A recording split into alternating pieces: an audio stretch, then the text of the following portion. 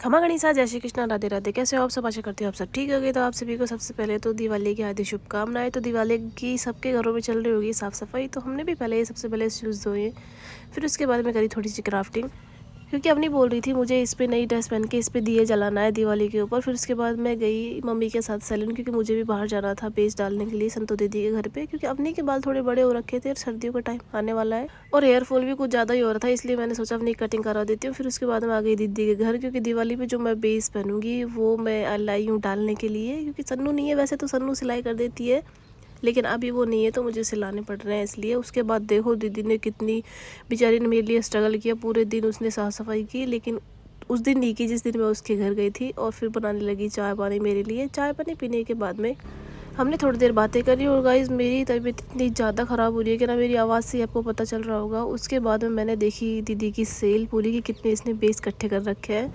और इस दिन तो मैं बहुत ज़्यादा खुश थी, लेकिन आज मैं बिल्कुल भी खुश नहीं हूँ, क्योंकि मेरी तबीयत बहुत ज़्यादा ख़राब हो रही है।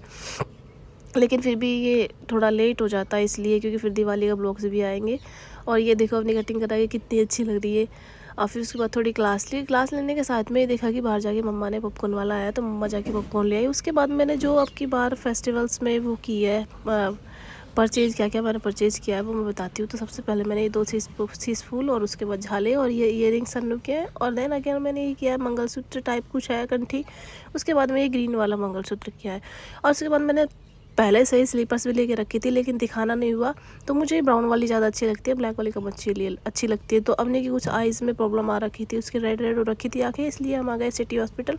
सिटी हॉस्पिटल में लंबी लाइन में पर्ची कटाने के बाद में हम आ गए फिर दिखाने के लिए। तो अवनी को फिर दिवाली की ड्रेस भी दिलानी थी, तो वो देखो ड्रेस लेके कितनी खुश हो रही है। उसके बाद में उसको दिवाली की सफाई में ये पुराना ढोल मिल गया, तो वो इसको पूरे दिन बजाती रहती है।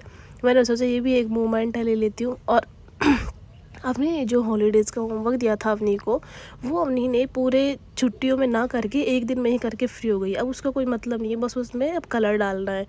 तो सारी चीज़ें करा के ये रेडी है।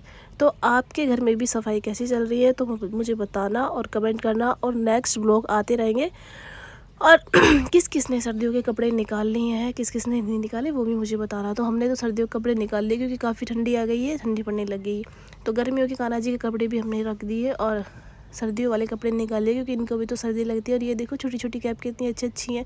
और ये बर्तन मैंने इमरजेंसी के लिए रखे हैं, ताकि कभी कभी जैसे ऐसा हो जाता है कि बहुत ज़्यादा खाना हो जाता है, तो हम अब हमारे जूठे बर्तनों में नहीं खिला सकते, इसलिए मैंने छोटे छोटे रखे हैं। बाकी इनके पीतल वाले इनके बर्तन अलग से ही हैं। और ये देखो मरकाना जी के पास ईयर माला मुकुट कितने सारे हैं। और आपके घर में भी लड्डू गोपाल जी है क्या, मुझे ज़रूर बताना। और ये मैंने सारे इनके कान्हा जी के बर्तन साफ़ कर दिए हैं, क्योंकि इनमें कान्हा जी भोजन करते हैं। उसके बाद मम्मी ले आई चाय, क्योंकि थक गए थे इतना सुबह से काम करते करते। तो थैंक यू फॉर वॉचिंग। मेरी भारी आवाज़ को सहन कर